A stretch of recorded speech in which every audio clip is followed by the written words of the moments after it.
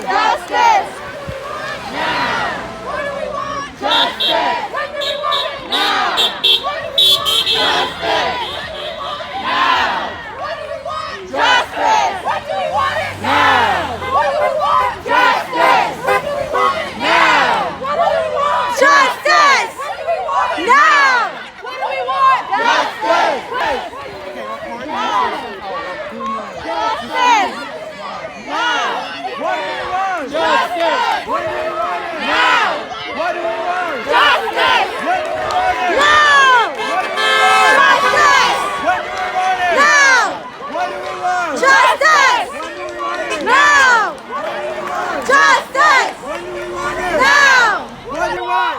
Justice! When do we want it? Now! What do we want? Justice! When do we want it? Now! What do we want? Justice! When do we want it? Now! What do we want? Justice! When do we want it? Now! What do we want? Justice! When do we want it? Now! What do we want? Justice! When do we want it? Now! What do we want? Justice! When do we want it? Now! What do we want? Justice! When do we want it? Now! What do we want? Justice! When do we want it? Now! What do we want? Justice! When do we want it? Now! What do we want? Justice! When do we want it? Now! What do we want? Justice! When do we want it? Now! One here and supporting us and supporting Black lives. And what an honor it was to organize this with these beautiful people, and they are here to support us, and they did such an amazing job. Look at all of you here today, and thank you so much.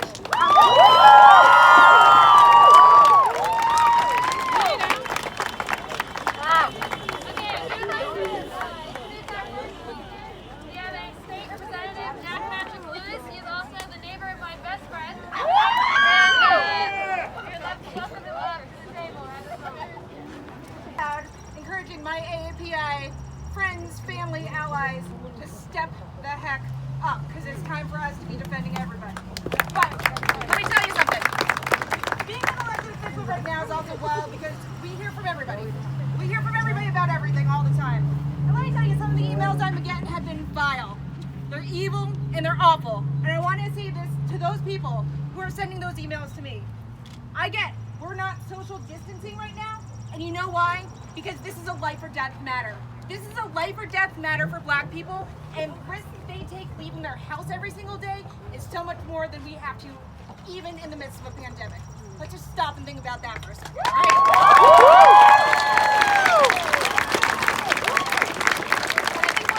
One of my favorite things on the internet that I've read, and I read a lot of things on the internet because I'm 33 and that's who I am, but one of my favorite things is saying that people should be grateful that we're asking for justice and not revenge, all right? We should be grateful. And we are looking for equality and for just being treated with some gosh darn respect right here, all right? So, I'm a lawmaker. I'm the first person to admit that we are not very good at always thinking about everybody when we're making laws. I literally earlier this at a loss for what to do, but I knew I had to say something. I knew I had to put something out to our community. I also knew that I needed very much to be able to say, no more. Enough is enough.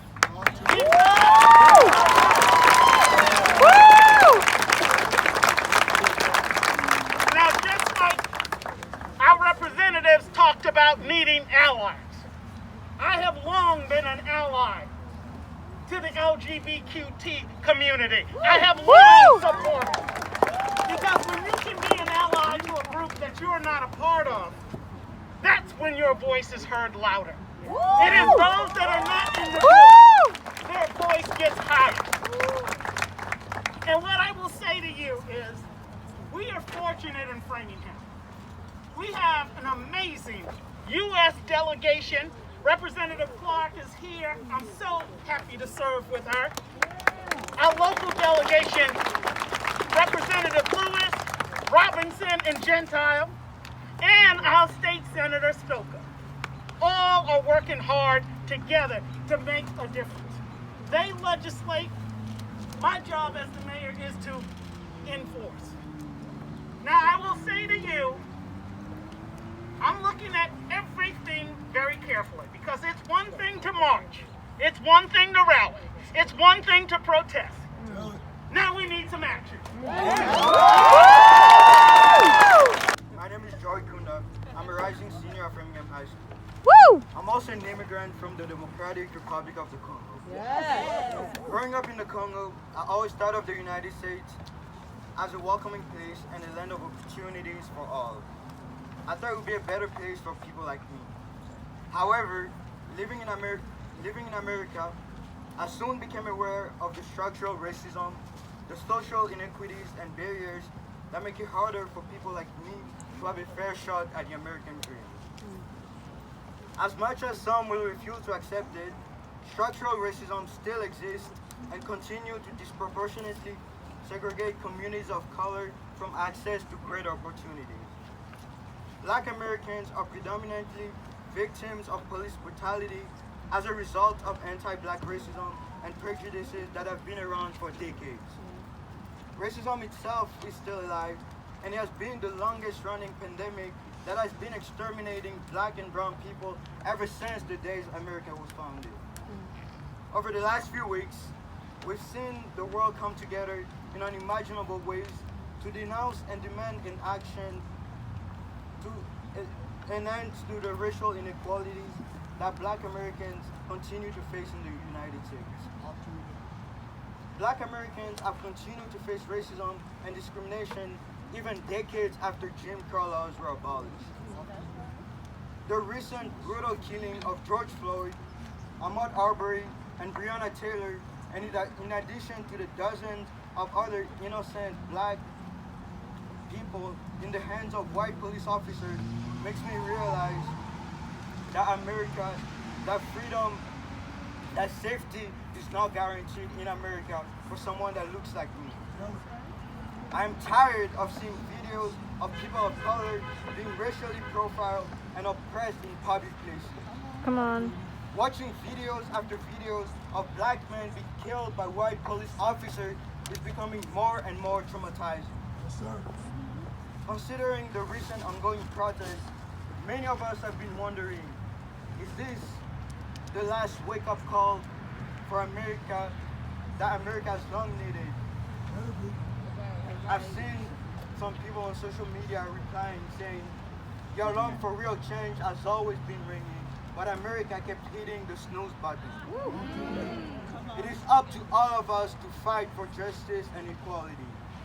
I'm urging all of you to join in on this fight. As Benjamin Franklin once said, justice will not be served until those who are unaffected are as outraged as those who are.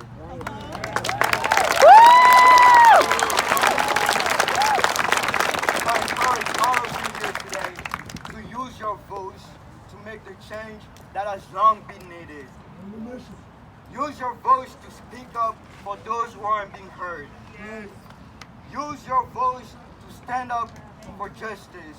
Yes. Use your voice to educate people, yourself, and to join in on the uncomfortable conversations.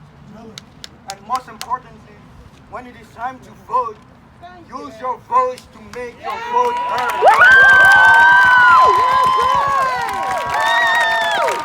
Starting with us and our community. Black Lives Matter stands against racial inequality to protect black men and women. Black Lives Matter is standing against law enforcement and against the whole system because we know damn well it is not in our favor and it is broken. Black Lives Matter is Breonna Taylor. Black Lives Matter is George Floyd. Come on. Black Lives Matter is Trayvon Martin. Yep. Black Lives Matter is Ahmaud Arbery. Black Lives Matter is the life of every single black person, no matter their ethnicity, gender, or sexuality. Yes, come on. For the Black Student Union at Framingham High, as Lily said.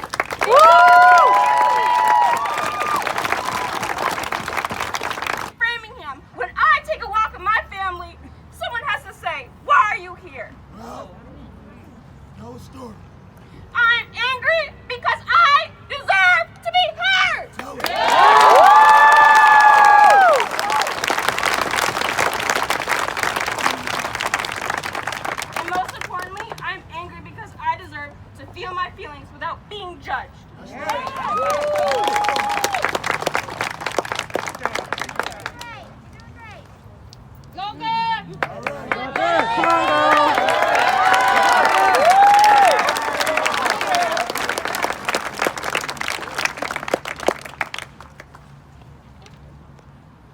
2 years ago, I created the Black Student Union to have a safe space for Black students to come and talk about their injustices and heal from the outside traumas that they faced on a daily basis. Throughout my time as president, we have endured so much. And during this time, our space has been tampered with and infiltrated, not physically, but emotionally. Our safe space has been infiltrated with comments like, the BSU causes a lot of trouble. Why is there even a BSU? Well, I'm here to tell you, we are here to stay.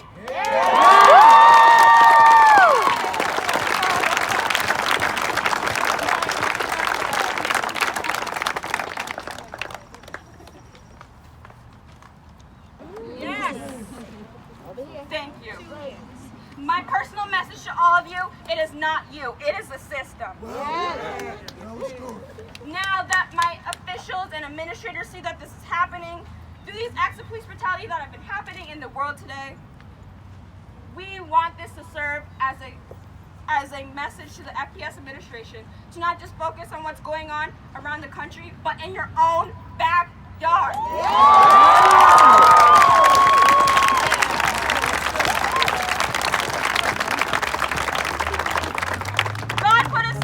As your wake-up call.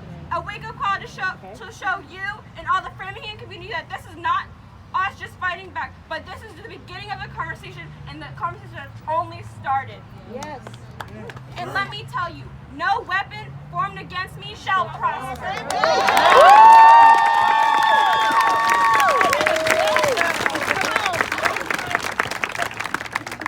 In closing off, I challenge all my white peers today who are protesting along with us today to not just be here in solidarity, but to take action. Yes. Sign the petition to take the student resource officers out of our school. When you hear the N-word in the hall, say, don't say that. Not in my school. Yes. Most importantly, don't just listen. Support us. Come talk to the Black Student Union. Yes.